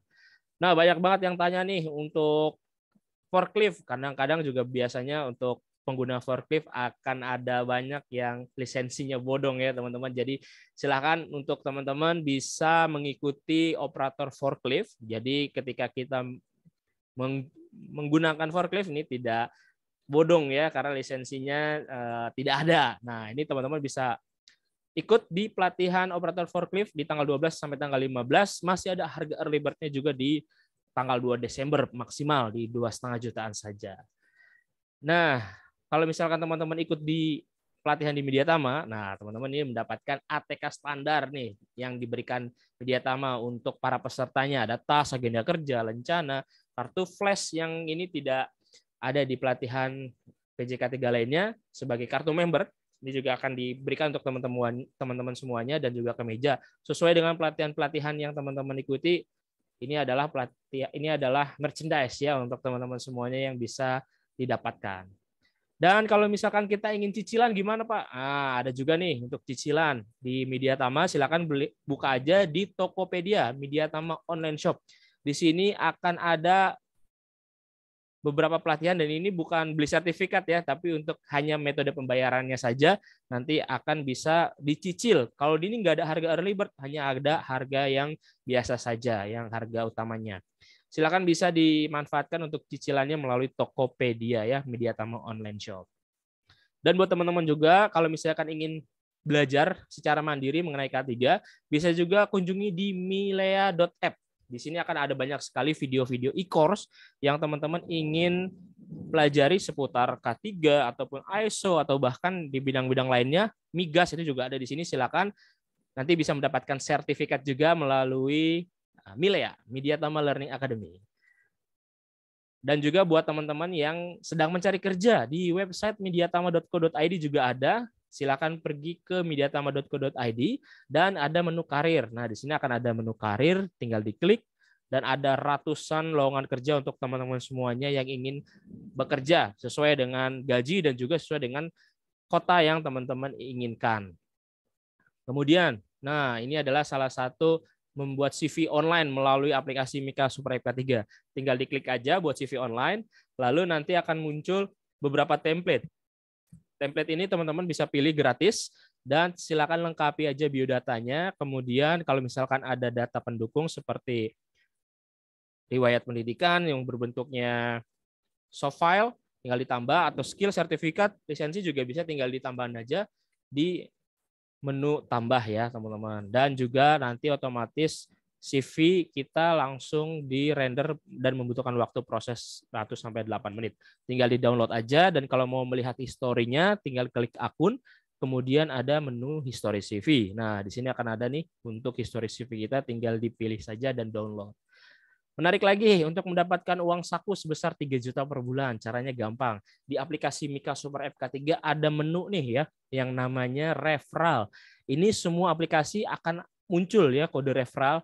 Caranya gimana untuk menggunakannya? Pilih aja pelatihan yang diinginkan ya. Misalkan ada teman kita yang ingin ikut ahli K3 umum, silahkan pilih pelatihannya. Kemudian nanti ada menu atau ada kolom kode referral. Nah, kode referral ini masukkan kode referral punya diri kita. Lalu berikan ke teman kita yang ingin ikutan pelatihan, nanti otomatis teman kita atas referensi kita. Kita mendapatkan 5% dari total penjualan untuk pelatihannya, dan teman kita yang memasukkan kode referral mendapatkan potongan pelatihan sebesar Rp100.000. Nah, akan ada muncul seperti ini nih, punya teman kita nanti muncul potongan diskon sebesar Rp100.000. Tinggal transfer aja. Nah, kemudian gimana caranya kalau misalkan ada teman saya yang ikutan, kita dapat duitnya gimana? Klik aja tadi di menu referral. Yang pertama, tambahkan rekening dulu, klik ubah rekening, lalu masukkan nama-nama rekening, nama dan juga nomor rekening, lalu nanti baru bisa klik tarik saldo. Nah, tarik saldo ini minimal 1,3 juta dulu. Jadi harus disimpan terlebih dahulu di akun Mika Super FK3. Nanti kalau udah mencapai 1,3, barulah kita bisa menariknya. Dan share pelatihannya juga gampang, tinggal pilih aja pelatihannya, ada di pojok kanan atas, titik 3, tinggal diklik, nanti akan muncul seperti ini, bisa dibagikan ke sosial media kita, atau ingin menghubungi PIC untuk pelatihan ini bisa di WhatsApp, atau bisa langsung menghubungi di nomor telepon biasa. Dan juga kalau misalkan ingin share proposalnya, tinggal klik unduh proposal, teman-teman bisa share nanti tuh proposal-proposalnya ke klien-klien kita. Oke, kalau teman-teman ingin informasi lebih lanjut mengenai sertifikasi BNSP, Kemenaker, ataupun in-house training, silakan hubungi nomor yang tertera di layar dan juga pastikan teman-teman bisa memfollow akun sosial media kami di Instagram, Facebook, dan juga follow YouTube-nya Kak Cik Deni, di subscribe, dan juga TikTok di @kacikdeni. Dan juga kalau misalkan ada yang ingin kerjasama sebagai sponsor, produk-produk K3 seperti Apar dan kotak P3K, silakan bisa menghubungi nomor yang tertera, atau kalau misalkan ingin sharing ilmu seperti Pak Ujang pada siang hari ini, teman-teman bisa menghubungi di 0878 7346 1230 dan akan bergabung di komunitas instruktur media selama 2022. Oke, nah ini sudah makin banyak nih, Pak Ujang. Dimulai dari awal. Nah ini menarik nih, tadi ada bahasan tentang listrik. Ada pertanyaan dari Pak Adi Kurniawan. Bagaimana penanganan kecelakaan pada pekerja yang tersengat listrik, terutama pada tegangan 220 volt yang posisinya di atas tiang? Terima kasih. Bagaimana, Pak? Ya, yang pasti yang pertama, tidak sembarang orang yang bersertifikat P3K pun bisa melakukan ini. Dia harus ada sertifikat pendamping nih, yaitu bekerja di ketinggian. Jadi sebetulnya first aider pun nggak cukup punya sertifikat P3K. Tetapi juga dia harus punya sertifikat lain. Dan untuk yang di ketinggian, itu juga dia harus punya sertifikatnya. Terus kemudian juga untuk yang di ruang sempit, itu juga ada sertifikatnya untuk sebagai rescuer. Nah, itu yang tahap pertamanya. Untuk selanjutnya ya pasti kita langsung menginformasikan ke listrik, ke PLN misalnya, untuk mematikan listrik di area tersebut, dibandingkan kita nanti juga tersengat. Kemudian ada teknik-tekniknya bagaimana kita bisa melakukan pertolongan di tempat ketinggian.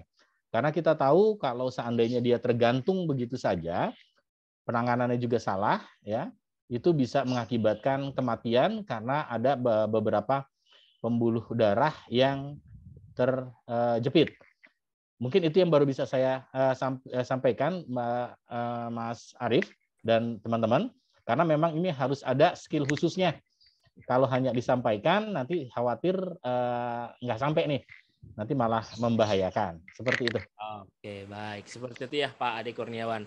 Ada lagi pertanyaan nih, Pak, dari Septi Isnandi. Ya. Jika pada pendakian ataupun di kota dan jalanan, SOP kita saat melakukan pertolongan pertama itu bagaimana? Dan kita tidak mungkin langsung ambil alih sembarangan tanpa SOP. Ya. Yang pertama adalah kalau kita ingin menolong, pastikan selamat, pastikan aman. Pada saat kita merasa tidak aman, lebih baik kita tidak menolong, karena nanti kita sendiri yang berbahaya. Kemudian minta izin, itu juga penting. Minta izin. Kalau diizinkan, maka kita lakukan pertolongan. Karena kalau tidak diizinkan, artinya dia nggak mau ditolong. Kecuali kondisinya dia itu tidak sadarkan diri. Maka orang yang tidak sadarkan diri secara apa ya istilahnya ya, itu sudah menyatakan dirinya bahwa dia perlu pertolongan. Kalau dia tidak sadarkan diri.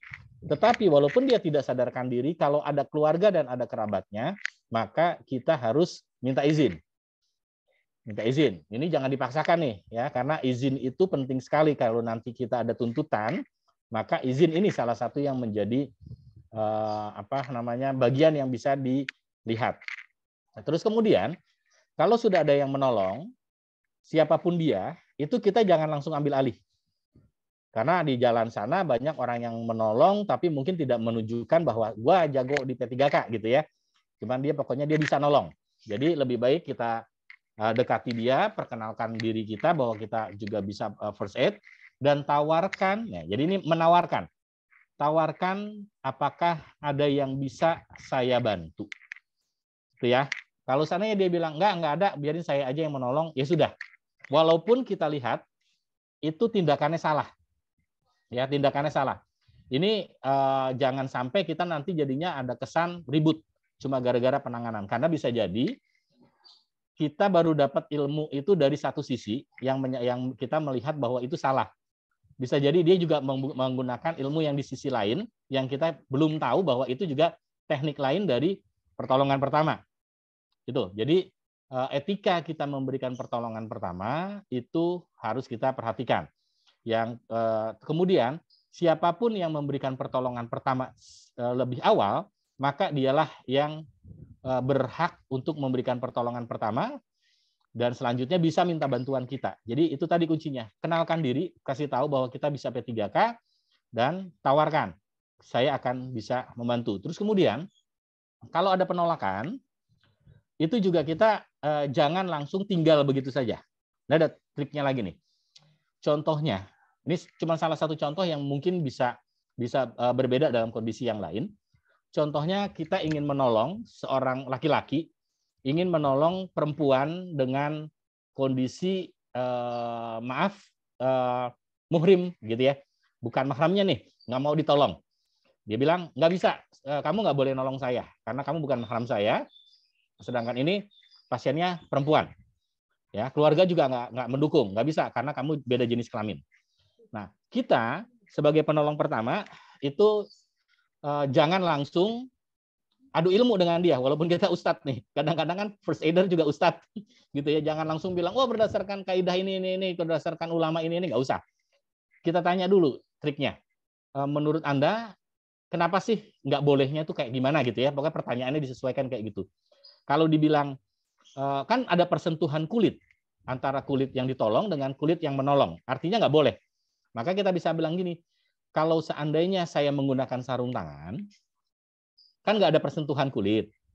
Sudah boleh belum nolong? Gitu kan? Kalau dia bilang, oh kita kan nggak tahu kan beda pandangan juga di sini. Kalau dia bilang, oh boleh karena sekarang sudah tidak ada persentuhan kulit. Oke, lakukan pertolongan. Kalau dia bilang nggak juga, oh nggak bisa. Walaupun bagaimana Anda kan bukan mahramnya, jadi nggak boleh dong menolong. Oke, kalau begitu pemecahannya adalah kalau ada kerabat di situ yang kebetulan atau ada yang menyaksikan itu juga ada yang perempuan, kita minta kalau kakak ini yang nolong, boleh nggak? Oh boleh karena dia perempuan. Oke, sekarang kakak ini yang nolong, tetapi kakak ini saya pandu ya bagaimana cara pertolongannya. Ini alat-alatnya saya punya. Nanti tolong misalnya kalau penghentian perdarahan begini. Nah itu juga bisa kita lakukan untuk pemecahan di mana kalau kita tidak diizinkan dengan alasan tertentu, dan itu contoh yang bisa saya sampaikan sebagai salah satu contoh. Begitu, Mas Pak Arif. Oke, nah seperti itu ya teman-teman semuanya. Dulu juga saya punya pengalaman, pernah saya nabrak orang ya, Pak Ujang. Ternyata dia juga paham juga tentang pertolongan pertama buat diri dia sendiri. Ketika saya mau bantu, saya malah dibilang, jangan tolong saya, sebentar dulu, kata dia. Wah, dari situ saya mengerti bahwa, oh oke, jangan tiba-tiba langsung ditolong. Betul, jangan langsung nolong. Banyak alasan. Iya, betul. Banyak alasan kenapa dia nggak mau kita tolong. Ya, jadi kita jangan langsung tinggalkan, tapi kita adakan pembicaraan gitu. Kenapa sih dia nggak mau gitu. Oke, betul. Oke. Nah, seperti itu ya, Pak Ibu Septi, Ibu atau Bapak nih. Nah, selanjutnya pertanyaan dari Bapak Ridwan Agus Prasetyo. Nah, ini menarik nih. Untuk membantu orang yang mengalami kram pada anggota tubuhnya, contoh kaki seperti apa, Pak? Mungkin buat teman-teman yang lagi sepedahan atau lagi main bola seperti apa nih, Pak? Ya, jadi gini, kram itu kan biasanya disebabkan karena pemanasan yang kurang. Jadi kita mau olahraga atau mau aktivitas, tapi kurang pemanasannya, atau langsung aja aktivitas inti gitu kan. Dan bisa juga disebabkan karena ketidakseimbangan ini natrium kloridnya kita. Jadi mineral tubuh. Ya, mungkin kita kurang minum, terus juga perut kosong. itu juga bisa menyebabkan terjadinya kram. Jadi langkah pertama yang bisa kita lakukan kalau kram misalnya di betis, maka posisikan dia tidur terlentang, terus kemudian kita pegang bagian jari kakinya, tuh jari-jari kakinya kita tekan ke atas, jadi tekan ke atas, terus kemudian kita angkat kakinya tersebut sampai dengan sekitar 45 derajat, terus kemudian kita urut pelan-pelan ke arah jantung, ke arah bawah, itu pelan-pelan saja karena memang sakit, dan dia juga pasti teriak-teriak, gitu ya. Nah, itu terus saja seperti itu, dan kalau seandainya memang itu sudah berhasil atau sedikit keberhasilannya, itu bisa kita tawarkan dia untuk kalau dia bawa minuman, ya dia minum, suruh dia minum. Kalau dia bawa minuman yang rehidrasi, kan banyak minuman-minuman rehidrasi itu, ya. Jadi minuman-minuman yang mengandung natrium, mengandung klorid gitu ya. Nah, itu banyak sekali. Nah, itu bisa diminum sehingga bisa menstabilkan kondisi. Ya, itu kan bukan obat-obatan, tetapi itu kan minuman yang mungkin orang tersebut bawa. Jadi yang bisa kita lakukan itu adalah tadi mengurut ke bagian arah jantung secara perlahan sambil kita tarik tekuk dan seperti itu. Tarik. Oke. Nah, lanjut lagi dari Pak Riptiawan Lukito. Iya. Nah, apa nih? Krab bisinya sangat bermanfaat, alur penanganannya. Mohon arahannya jika ada korban tergigit ular berbisa. Nah, kami bekerja di daerah yang rawan hewan liar. Mohon bisa dibantu, Pak.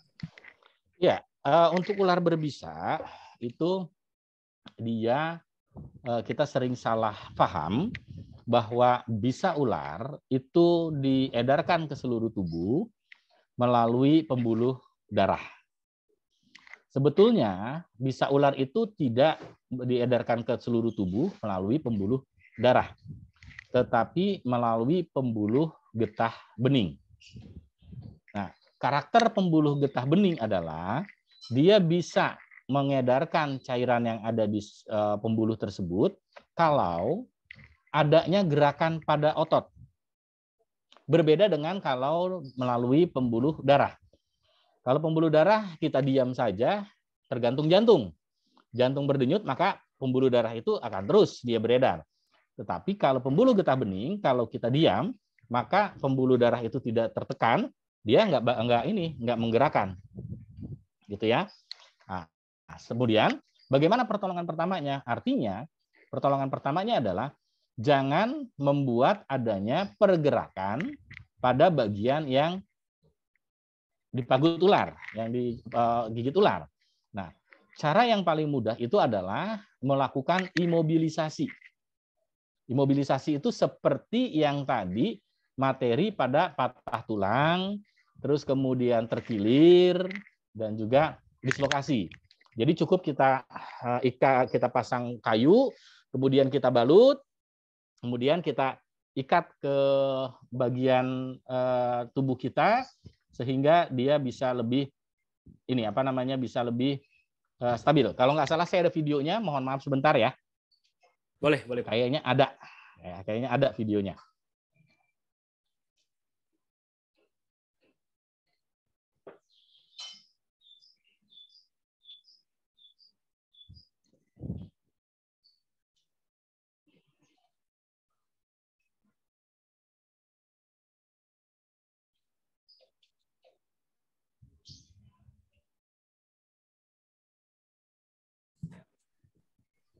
Oke, saya share screen dulu.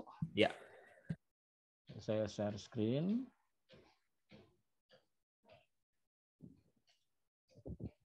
Ya, mudah-mudahan bisa terlihat. Lagi loading, Pak. Loading. Oke, sudah terlihat. Oke.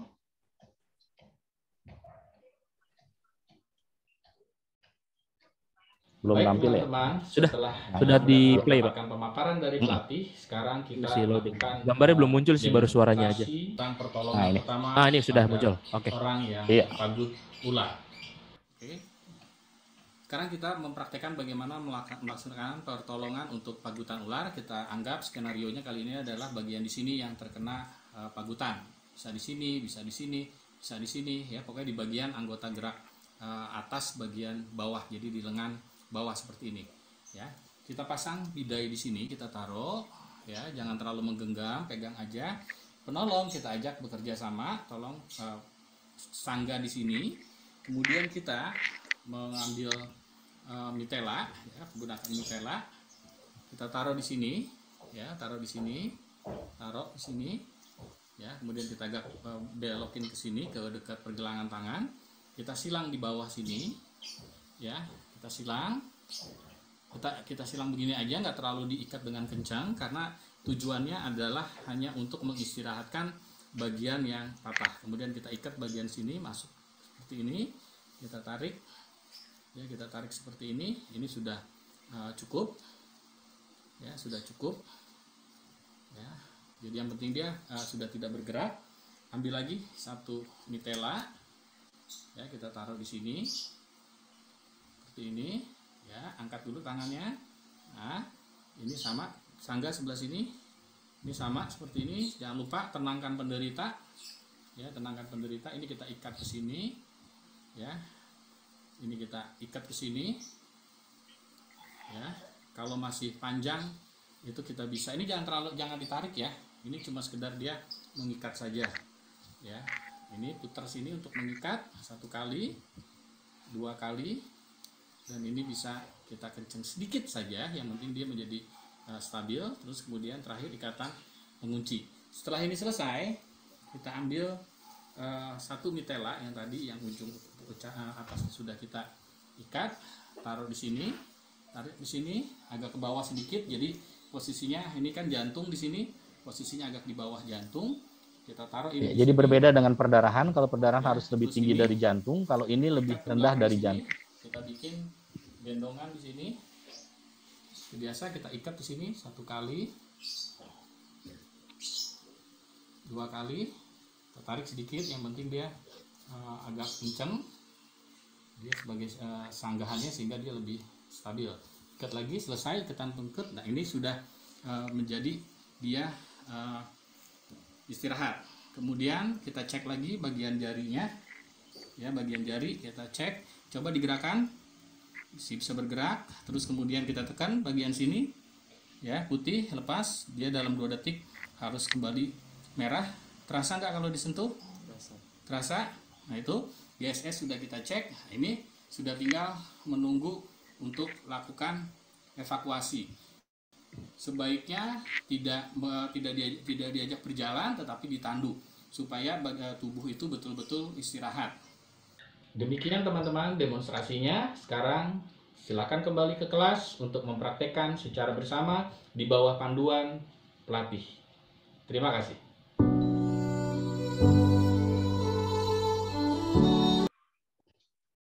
Nah, itu teman-teman ya, video sederhana dari bagaimana cara penanganan ular. Jadi nggak perlu disayat, nggak perlu diisap ya, mengeluarkan seperti di film-film Hollywood. Jadi cukup lakukan tindakan itu saja sebagai pertolongan pertama. Baik. Gitu Bang Arifin. Pak Arif. Oke, baik. Nah, menarik. Nah, ini ada lagi nih Pak, pertanyaannya dari Dani Farid. Nah, apa pada saat penanganan penghentian pendarahan, misal luka sobek, itu tidak sama sekali penggunaan obat merah atau iodin? Ya, kan kalau misalkan kita biasanya kalau ada luka dikit kasih betadine gitu. Ini kenapa nih? Jadi gini, sebetulnya penggunaan betadine ini antiseptik ya. Ntar merek lagi dibilang. Oh, iya. Itu yang sering kita salah tanggap, mungkin karena kita memang belum belajar, itu penggunaan antiseptik itu justru bukan di lukanya, justru di sekitar luka, supaya itu tidak mencemari lukanya. Jadi luka itu seperti yang tadi saya contohkan, itu hanya situ biljuk, bersihkan dengan air yang mengalir, udah itu aja, ya, nggak perlu dikasih antiseptik, apalagi obat-obatan antibiotik. Nah itu karena kalau seandainya kita kasih obat-obatan seperti itu, satu, kita nggak tahu juga ada reaksi atau tidak dari si penderita, apalagi kalau kita kasih antibiotik. Kan kalau di lapangan itu kadang-kadang ada beberapa orang yang merasa bisa first aid, bawa ini apa namanya antibiotik, entah itu tetra atau apa dalam bentuk kapsul yang nantinya akan dicabut terus ditotol di lukanya gitu ya. Nah, itu kan bisa menyebabkan reaksi kalau bagi orang yang tidak tahan. Nah, itu juga yang harus kita hindari. Kalaupun kita ingin menggunakan antiseptik seperti yang saya bilang tadi, jadi itu kalau seandainya lukanya itu di sekitar sini panjang begitu, maka yang kita kasih itu sekitarnya, bukan di lukanya. Selain karena kita nanti akan menyebabkan rasa yang sakit dan juga rasa tidak nyaman bagi penderita. Begitu. Oh, berarti kita selama ini salah ya Pak ya. Kalau misalkan kita kasih dikasih Pas lukanya dikasih. Luka, ya. Bisa teriak-teriak kita. Nah, teman-teman, kalau misalkan ada yang ingin bertanya langsung, silakan klik raise hand dan kita berikan kesempatan untuk bertanya langsung dengan pembicara kita. Nah, ini sudah ada nih Pak Aditya Rizky. Silakan Pak Aditya Rizky. Ya, bisa di unmute terlebih dahulu atau Pak Erik. Pak Aditya Rizky dulu. Setelah itu Pak Timothy. Ya, silakan Pak Aditya, perkenalkan dari mana? Ya, nama saya Aditya Rizky Pak dari Tangerang. Sudah terdengar nama saya, suara saya ya? Ya, kedengeran. Pertanyaannya Pak? Ya, Pak Ujang, saya mau nanya dua hal. Yang pertama, kalau misalnya ada kejadian kebakaran atau gempa bumi dan kita posisinya di kantor, terus ada korban cedera di situ yang masih ada di dalam gedung, cederanya patah tulang. Nah, apakah yang harus dilakukan pertama? Apakah kita membawa dulu korban ke tempat yang aman atau langsung melakukan pertolongan pertama dulu untuk korban patah tulangnya dengan resiko kebakarannya akan menyebar atau ada gempa bumi susulan nantinya gitu. Nah, apa yang harus dilakukan duluan terhadap korban patah tulang itu dengan kondisi itu? Ya. Kedua, untuk yang tersedak tadi kan selain Heimlich manuver itu masih ada tuh Pak yang penanganan tersedaknya dikasih air minum supaya yang nyangkut di tenggorokan itu bisa turun lah gitu. Apakah itu dibenarkan itu Pak? Ya. Pertanyaan saya dua itu. Terima kasih Pak. Oke, terima kasih Pak Aditya Rizky. Oke, silakan Pak. Iya, untuk Pak Aditya Rizky, dalam proses evakuasi penderita itu ada dua jenis. Ada yang namanya emergency evacuation, jadi evakuasi dalam kondisi darurat, dan juga non-emergency evacuation, jadi evakuasinya tidak dalam kondisi darurat. Nah, pada saat terjadinya kebakaran, itu kemungkinan kalau apinya sudah di dekat kita, risikonya juga sudah dekat dengan kita, maka yang tindakan yang bisa kita lakukan itu adalah emergency evacuation. Jadi segera melakukan pemindahan si penderita. Nah, pada saat pemindahan ini ada beberapa kondisi yang bisa kita lihat. Kalau dia patah tulang, itu artinya kan tidak mengancam nyawa. Tetapi kalau dia ada perdarahan, maka perdarahan itu harus kita kendalikan. Nah, kalau seandainya ada perdarahan, maka kendalikan dulu perdarahannya. Untuk itulah tadi saya menyampaikan latihan dan latihan terus sehingga kita bisa melakukan upaya pengendalian perdarahan dalam waktu 20 detik. Kan waktu 20 detik itu nggak begitu lama juga gitu kan ya. Itu bisa kita lakukan, baru evakuasi. Tapi kalau seandainya dia patah tulang, kalau masih ada kesempatan kita melakukan imobilisasi, maka lakukan imobilisasi, baru kita lakukan evakuasi. Tetapi kalau memang waktu sudah tidak memungkinkan, mau nggak mau kita harus mengeluarkan, maka yang utama kita selamatkan adalah nyawa. Maka segera saja lakukan evakuasi. Gitu. Terus kemudian kalau untuk gempa bumi, jangan khawatir, ya, gempa bumi itu selalu terbayang dengan bangunan runtuh kan.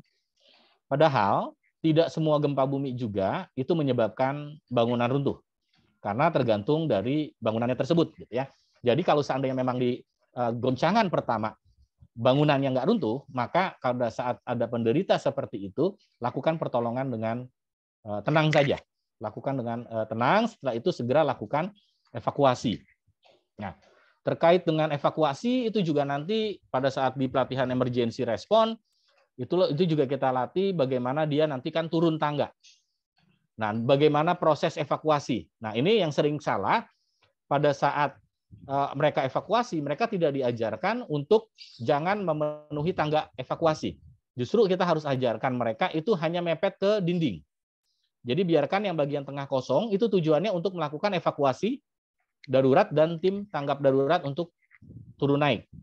Itu. Nah, inilah yang perlu kita perhatikan, terutama di saat gempa bumi, tidak semua bangunan itu runtuh karena gempa bumi. Kecuali kalau memang kita menolongnya di bangunan yang sudah runtuh dan masih ada kesempatan kita untuk membawanya keluar, maka yang paling utama itu adalah penyelamatan jiwa. Ambil aja dulu, nanti di luar baru kita lakukan penanganan yang sesuai dengan kondisi tersebut. Begitu, Pak Rizky. Aditya Rizky.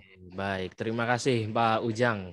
Ya. Lanjut nih ada dari Pak Timothy Erik. Ya, Pak Timothy Erik. Ya, selamat siang Pak Ujang. Selamat siang Pak Timothy. Nah, tadi Pak, saya mau nanya Pak. Tadi Ya, Bapak silakan, katakan bahwa mengenai pangkutan di tangan, mengenai pangkutan ular ya Pak di tangan. Ya. Nah, kalau terjadi pangkutan di kaki itu penolongannya sama atau tidak Pak?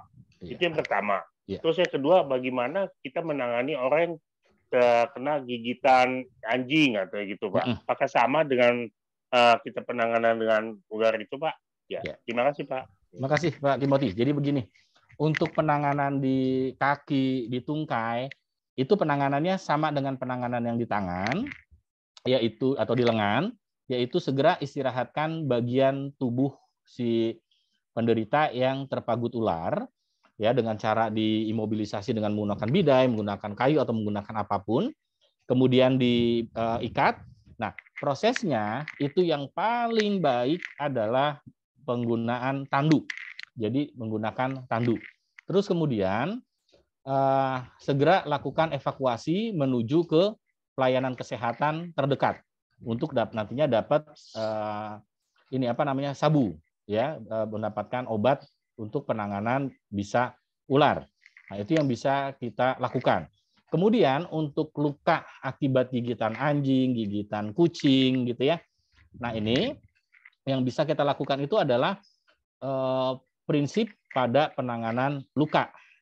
Ya, penanganan luka ini prinsipnya yang berlaku. Jadi bersihkan area yang digigit hewan tersebut. Kemudian kalau ingin menggunakan antiseptik, maka gunakan di sekitarnya. Ya, terus kemudian tutup, kemudian dibalut, dibawa ke pelayanan kesehatan dan pastikan kalau anjing itu tidak rabies atau memang rutin di penyuntikan anti rabiesnya dari dokter hewan. Nanti pas sampai di rumah sakit kan ada penanganan lebih lanjut. Jadi sederhananya adalah kalau kena luka gigitan, lakukan seperti prinsip luka biasa, ya. Terus tapi yang harus dilakukan adalah segera rujuk ke fasilitas kesehatan. Seperti itu, Pak. Oke, baik. Terima kasih, Pak Ujang. Nah, ada lagi dari Pak Arif Anggoro. Iya. Ya, silakan Pak Arif Anggoro, bisa di-unmute terlebih dahulu dan perkenalkan. Dari mana, Pak? Terima kasih, Pak. Saya Arif Trianggoro dari Banyuwangi, Pak. Iya, Pak Arif. Mana ini, Pak? Pak Ujang, saya mau nanya, Pak, kalau misalkan terjadi kecelakaan tangan jari kepotong gitu, Pak. Kan itu kalau orang panik kan langsung dibawa ke rumah sakit itu. Iya.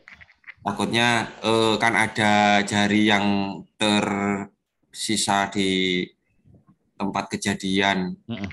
Apakah itu dibawa, apa langsung dibawa ke rumah sakit, apa diperban dulu terus dibawa ke rumah sakit? Itu yang pertama. Yang kedua, kalau misalkan terjadi insiden kecelakaan terus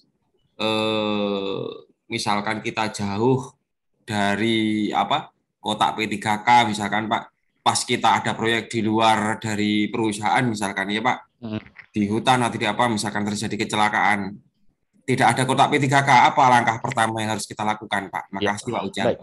Oke. Terima kasih Pak Arif Anggoro.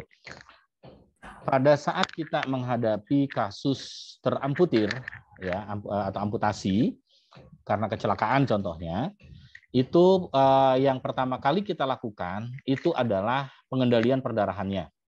Terus kemudian kita balutkan lukanya itu sambil kita cari bagian yang teramputasi. Kalau ketemu bagian tersebut, maka segera masukkan ke dalam plastik, kemudian ditutup, kemudian cari plastik lain yang kita isi batu es. Setelah itu pastikan ya yang bagian yang tadi isinya jari tersebut itu betul-betul tertutup. Setelah itu kita masukkan ke dalam plastik yang tadi berisi es, kemudian kita tutup. Nah, bawa si penderita bersama dengan bagian yang putung ini. Sehingga nanti mudah-mudahan sampai di rumah sakit, nanti ada tindakan lanjut, itu bisa dikembalikan. Seperti itu. Jadi, bagian yang putung ini jangan dimasukkan ke es. Maaf. Jangan dimasukkan ke es langsung. Tetapi bungkus dulu dengan plastik, kemudian baru masukkan ke dalam kantong yang isinya es. Atau batu es itu tadi. Kemudian tutup, bawa. Kasih namanya dia, ditulis namanya dia yang menggunakan misalnya spidol yang tidak mudah terhapus. Setelah itu kita kirim. Kenapa jangan langsung ditaruh di tempat es, ya ke plastik es? Nanti itu jadi busuk jarinya. Ya, jadi busuk karena dia basah kan, itu bisa busuk. Makanya dia harus tetap kering. Salah satu cara untuk supaya tetap kering itu adalah dengan memasukkan ke dalam plastik itu jarinya aja. Setelah itu baru masukkan ke situ, ke plastik yang berisi batu es tersebut. Itu yang pertama. Untuk yang kedua, untuk itulah saya tadi memperkenalkan adanya first layer. Nah, first layer inilah yang mudah-mudahan itu teman-teman aplikasikan pada saat bertugas, itu bawa first layernya. Jadi first layernya itu selalu menempel di tubuh. Misalnya taruh di ini di rompi kerja, digantung di pinggang. Nah, itu salah satu cara kita tidak jauh dari kotak P3K. Tetapi kita sudah membawanya dengan cara first layer tadi, dengan isinya peralatan-peralatan yang sederhana. Bisa ditambah dengan obat-obatan pribadi, supaya nanti kita yang bersangkutan itu bisa konsumsi kalau diperlukan. Seperti itu. Oke, baik. Pertanyaan lagi dari Pak Harun. Nah, ya. Pak Harun atau Ibu Harun, silakan bisa di-unmute terlebih dahulu. Oke, ya. Pak Harun atau Bu Harun? Oke, sambil menunggu ini ada pertanyaan lagi nih Pak dari Wawan Budi Santoso, Pak Wawan. Bagaimana penanganan dan pertolongan pertama pada pegawai penderita kejang-kejang dan mengeluarkan busa di mulut? Nah, ini seperti apa nih Pak Ujang? Ini mungkin karena dia ayan gitu ya, atau karena demam panas, kebetulan sakit terus panas jadi demam. Penanganannya adalah satu, selalu jaga jalan nafas. Jadi lebih baik itu kalau posisinya si penderita tidak sadarkan diri, kejang-kejang, maka lebih baik dimiringkan atau kepalanya dimiringkan supaya nanti cairan tubuh itu tidak tidak berkumpul di mulut dan bisa menyebabkan sumbatan jalan nafas. Jadi biarkan dia keluar. Kemudian kejangnya itu jangan dilawan. Karena kalau kejangnya dilawan, nanti malah bisa menyebabkan patah tulang, yang malah nanti membuat repot kita. Kalau keluarganya nggak terima, kita bisa dituntut. Apalagi nanti kalau pandainya dia menggunakan buku-buku panduan P3K, buku panduan P3K kan semuanya bilang jangan lawan kejangnya. Begitu ngelawan, terus keluarganya tahu itu, maka Anda udah bisa teman-teman itu yang melakukan itu bisa dijadikan malpraktek lagi nanti jadinya kan gitu. Jadi jangan dilawan, biarkan saja kejang itu berlalu, ya terutama untuk ayan itu nanti bisa sadar sendiri. Yang penting dia jaga jalan nafasnya, yang keluar tuh air liurnya tuh miringkan saja. Dan kalau memang dia kejang, maka tubuhnya yang kita miringkan sehingga dia si liurnya itu bisa terus keluar. Seperti itu. Oke, seperti itu ya, teman-teman. Nah, ini pertanyaan terakhir nih dari atas nama Widya Anas. Oke, silahkan di unmute terlebih dahulu Pak Widya Anas Saputro. Selamat siang, Pak? Sore Pak. Ya, siang Selamat Pak. Siang Pak Widya. Pak Ujang, iya Pak. numpang tanya Pak, ini untuk pertolongan pertama, ini kan saya pernah dulu itu ada kasus itu, karena kita kan, saya kerja di salah satu konstruksi yang konstruksinya ini sumber daya air, Pak. Jadi banyak kan kita kerjain di air lah gitu, sama terowong. Yang pertama ini kemarin kita menemui kasus karena kita buat pondasi di laut. Jadi ada pekerja yang kena, kalau dulu itu namanya ikan lionfish, Pak. Ya, dia itu setelah saya search di Google itu beracun, Pak. Nah, kita kan nggak tahu ya di awal tuh pekerja itu tiba-tiba mengalami kayak keracunan itu loh, Pak. Saya kira keracunan dari makanan atau segala macam.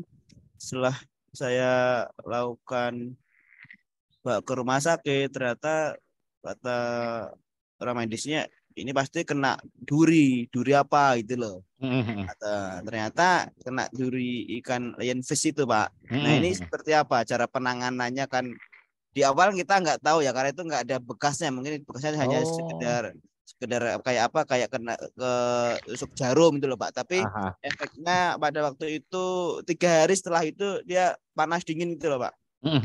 Nah, itu kan kita nggak tahu ya, pertolongan pertama pada saat awal kejadian itu kita nggak ngerti. Nah, itu seperti apa cara penanganannya. Terus yang kedua, di saat di pekerjaan tunnel atau terowong, kita kan biasanya dicek pakai H2S ya untuk oksigennya. Nah, dan jika itu ada pekerja yang mengalami kehabisan oksigen, seperti apa cara pertolongan pertamanya, Pak? Seperti itu. Nah, cukup, Pak, mungkin 2 pertanyaan saja. Baik. Kalau untuk yang ikan, jadi gini, pencegahan lebih baik. Jadi pada saat ini harus di safety briefing itu juga harus disampaikan. Kalau merasa misalnya tertusuk sesuatu, entah itu ikan, entah itu bulu babi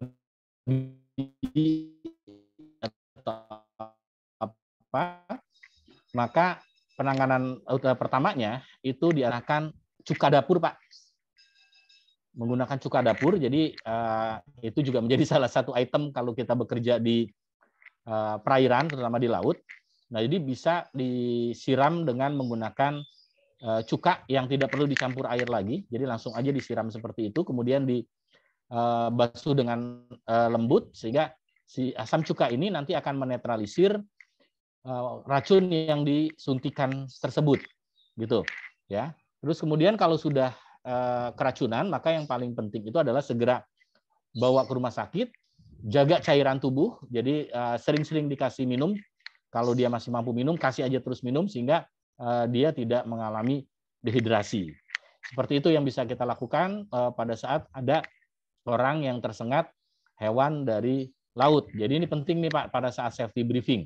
Sampaikan kalau ada dugaan atau merasa tertusuk oleh hewan, mau ikan, mau bulu babi atau apapun, maka segera lakukan pertolongannya dengan cuka dapur tersebut.